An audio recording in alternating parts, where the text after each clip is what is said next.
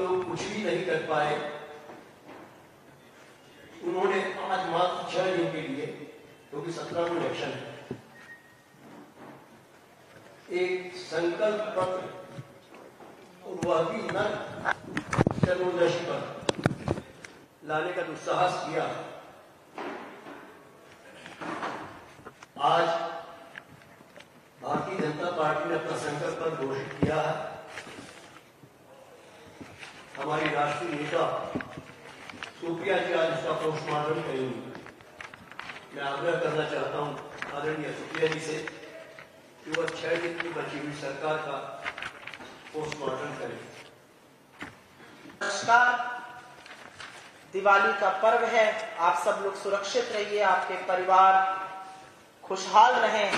और 6 दिन की बात और है, मध्य प्रदेश खुशहाली और विकास की ओर अग्रसर होता दिख रहा है। अभी थोड़ी देर पहले 96 पृष्ठों का जुमला पत्र भारतीय जनता पार्टी की मध्य प्रदेश इकाई ने रिलीज किया। इसका नाम मोदी की गारंटी, भाजपा का भरोसा रखा गया है। लेकिन मोदी की गारंटी वाले इस घोषणा पत्र पर, इस जुमला पत्र पर मोदी जी ने हस्ताक्षर नहीं किया है। अन्य राज्यों में जहां रिलीज हुआ वहां मोदी जी अपने हस्ताक्षर कर रहे हैं।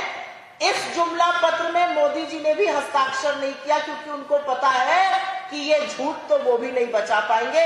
इतने जुमले हैं कि उन्होंने भी किनारा कस लिया और मामा जी को इसमें एक जगह हस्ताक्षर करने का मौका मिला। मैं जानना चाहती थी कि क्या बातें हो रही हैं इस घोषणा पत्र में, इस जुमला पत्र में। तो मैं उनकी प्रेस वार्ता सुन रही थी, जहां पर आपके एक भी सवाल पूछने का मौका नहीं मिला। लेकिन ऐसा लग रहा था कि ये जुमला पत्र के आवरण का समारोह नहीं है, अनावरण का। ये कहीं पर शिवराज जी की विदाई का समारोह होता हुआ मुझे दिखा। एक गाना भी बाद में चलाया गया 4 मिनट 3 सेकंड का। उस गाने में मोदी जी के अलावा शिवराज जी की एक फोटो थी। सारा गाना मोदी जी पर था और गाने के अंत में था मोदी जी, एमपी के मन में मोदी और मोदी के मन में एमपी। जब मैं शुरू में चुनाव में यहां आई थी तो सुनती थी भाजपा वाले कहते हैं एमपी के मन में मोदी, मोदी के मन में मामा, मामा जी फिर गायब। तो मामा जी का विदाई समारोह अच्छी तरीके से हुआ। और एक बार और प्रतीत हुई कि हार का ठीकरा किसके सिर पर भाजपा में मध्य प्रदेश पर फोड़ा जाएगा। अब होड़ इस बात की मची हुई है। और एक चीज साबित और हो गई कि नौटंकी में और झूठ बोलने में अगर मोदी जी को कोई प्रबल चुनौती दे रहा है तो वो विदाई समारोह में अपने ही शामिल हुए मामा जी, मतलब शिवराज जी ने।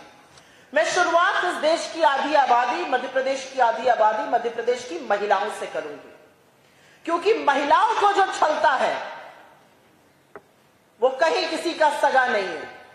अपने आप को मामा जी कहलाते हैं, पूरे प्रदेश में होर्डिंग लगाई है, लाडली बहन योजना को हम 3000 का कर देंगे।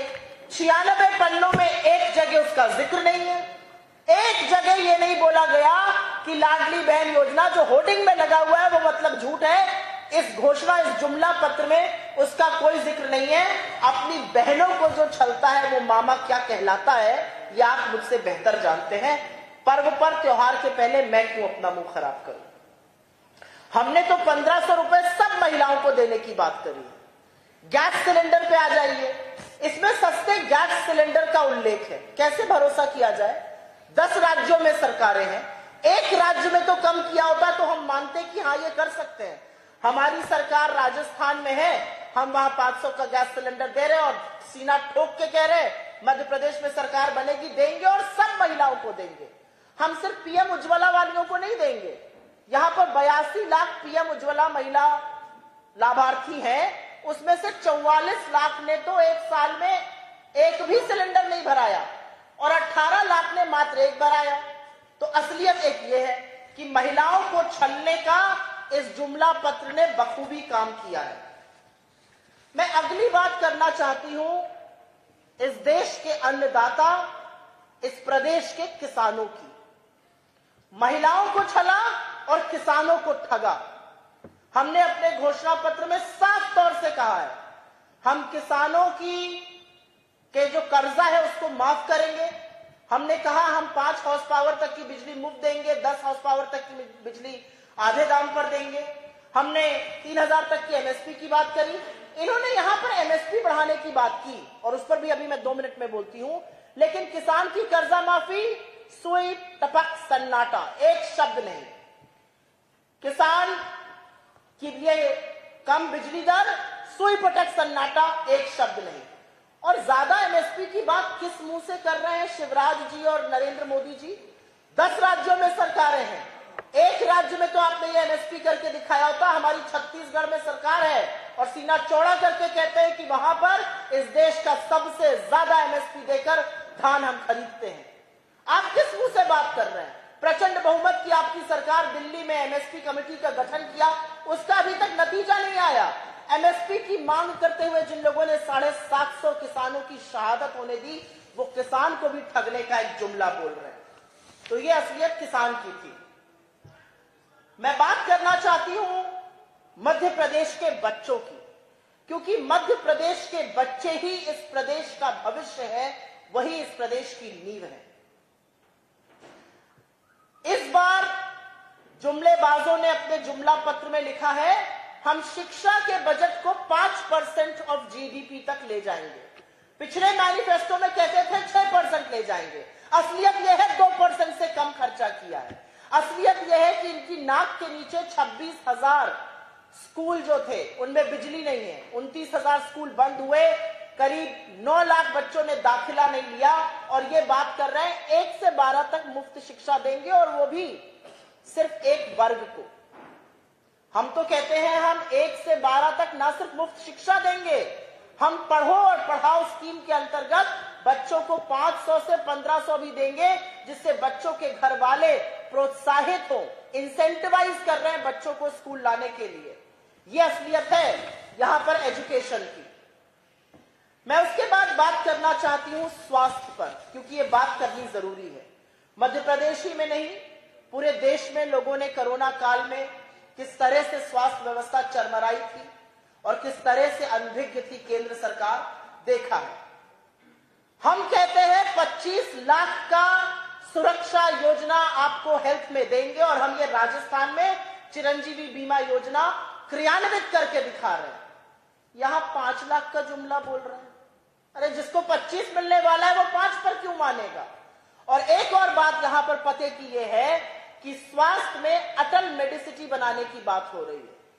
आपने अपने पिछले घोषणा पत्र में कहा था 6 एम्स जैसे मेडिकल कॉलेज बनेंगे, जैसे दरभंगा में खोल दिया मोदी जी ने और सारा लोग ढूंढ रहे थे, वैसे ही मध्य प्रदेश में उन 6 एम्स जैसे मेडिकल कॉलेज को ढूंढा जा रहा है। पहले कहा गया था 15 नए नर्सिंग कॉलेज और 5 नए मेडिकल कॉलेज बनाए जाएंगे, इससे पहले वाले मैनिफेस्टो में वो भी नहीं है। तो जुमले पर जुमला फेंकने वालों ने स्वास्थ्य में भी एक जुमला फेंका है। परिवारों के लिए बिजली का बिल बहुत बड़ी बात होती है। हमने अपने मैनिफेस्टो में 100 यूनिट तक बिजली माफ और 200 यूनिट बिजली का बिल हाफ की बात करी है। इनके मैनिफेस्टो में बिजली के बिल पर सुई टपक सन्नाटा है, पिन ड्रॉप साइलेंस।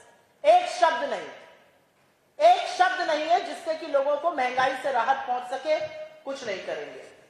और अब बात कर लेते हैं कर्मचारियों की। हर कर्मचारी की एक डिमांड है, पुरानी पेंशन स्कीम लागू करिए।